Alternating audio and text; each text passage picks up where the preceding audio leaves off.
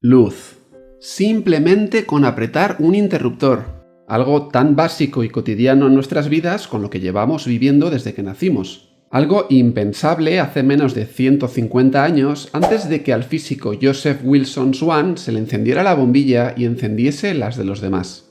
Pero, ¿qué ocurría con la luz antes de que se produjera toda esta orgía eléctrica que ha llegado hasta nuestros días? Que la luz o el aire son elementos esenciales para el ser humano es algo tan obvio que no hace falta que lo explique en un vídeo. Muchos de nuestros órganos necesitan oxígeno y aporte diario de ciertas vitaminas para funcionar correctamente, por no hablar de nuestro estado de ánimo, que no sería el mismo si viviésemos encerrados en cuevas sin iluminación o ventilación. Como dice Alberto Campo Baeza, la luz es el material más lujoso que hay. Lo que pasa es que como es gratis, no lo valoramos.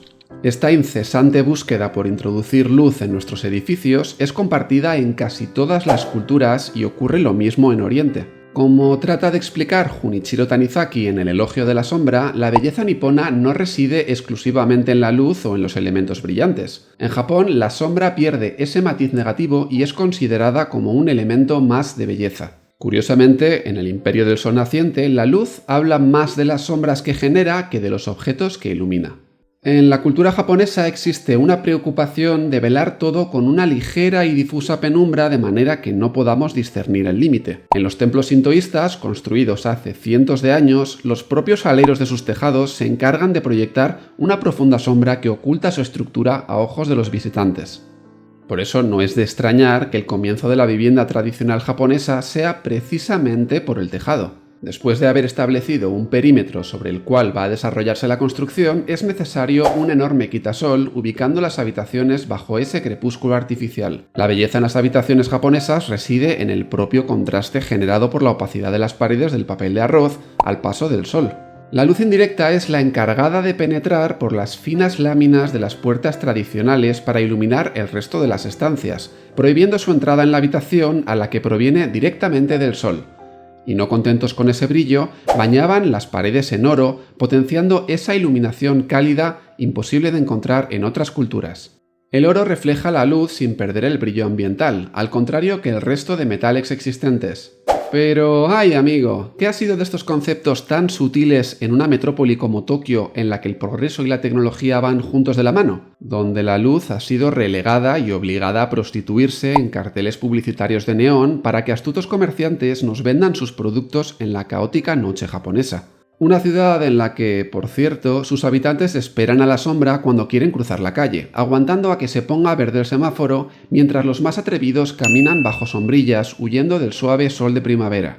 ¿Se ha perdido entonces la luz como elemento ingrávido y etéreo en la arquitectura contemporánea oriental? Es posible. Aunque antes de responder a esta cuestión deberíamos conocer un pequeño proyecto de la mano de Tadao Ando situado en Ibaraki. Efectivamente, la Iglesia de la Luz, un diminuto templo dedicado al cristianismo, religión minoritaria en Japón, en un pueblo alejado de la mano de Dios, elementos que ya de por sí dificultan la concepción de un proyecto en el cual, por si fuera poco, existieron serios problemas de presupuesto. Tanto que se replantearon realizarlo una vez había finalizado el diseño. Pero al igual que la filosofía de Mies van der Rohe de menos es más, todos estos condicionantes terminaron transformándose en reto. El edificio principal del conjunto es una caja de hormigón de 6 metros de ancho por 18 de largo, un limitado espacio para oficiar misa que gana altura a medida que te aproximas al altar. La pregunta que te estarás haciendo es obvia. ¿Cómo crear un espacio religioso con tan poco presupuesto, en un solar tan acotado y con los menores elementos posibles? Y ahí es donde entra el señor Ando en escena, regalándonos una lección magistral de arquitectura. Vale, una caja me diréis, una triste y repetida hasta la saciedad caja. Y no os falta razón, porque las dimensiones del prisma son bastante convencionales. Pero el maestro, riéndose muy bajito de los arquitectos del high-tech, dispone un sencillo muro de hormigón atravesando el templo diagonalmente para crear una entrada. Un muro que, separado del techo y sin llegar a tocarlo, inunda de luz el espacio de la entrada y hace que tengamos la sensación de que levita ante nuestros ojos en el espacio de la capilla. Y por si fuera poco, la puerta la realiza de vidrio y totalmente corredera, como una poética metáfora en relación a los shojis tradicionales de papel de arroz. Bien, los accesos han sido resueltos con elegancia. Y es cierto que un templo no deja de ser una conexión entre el mundo terrenal y el divino, pero soy consciente de que no os vais a conformar con esto. Y es precisamente después de haber atravesado la entrada cuando nos encontramos con el altar a nuestras espaldas. El pavimento va descendiendo ligeramente hasta el lugar en el que se encuentra la única cruz de toda la edificación. Y menuda cruz. Ocupando los límites de la fachada posterior de la iglesia, el muro de hormigón desaparece en 2 líneas perpendiculares, quedando habitado este vacío por 2 ligeras capas de vidrio, encargadas de proteger el espacio sagrado de la intemperie, produciendo así un fuerte contraste entre el interior y el exterior, dando lugar a la imagen más bella del templo.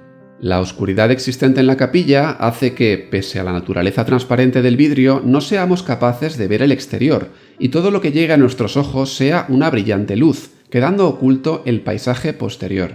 Una única cruz que es capaz de ocultar, dejando pasar un simple elemento incorpóreo como la luz, reafirmando la teoría de que, para esconder, a veces solo tenemos que iluminar. Y es tan fuerte esa sensación de luminosidad que es necesario acercarse para descubrir que no tenemos un foco detrás y existe vegetación al otro lado del muro.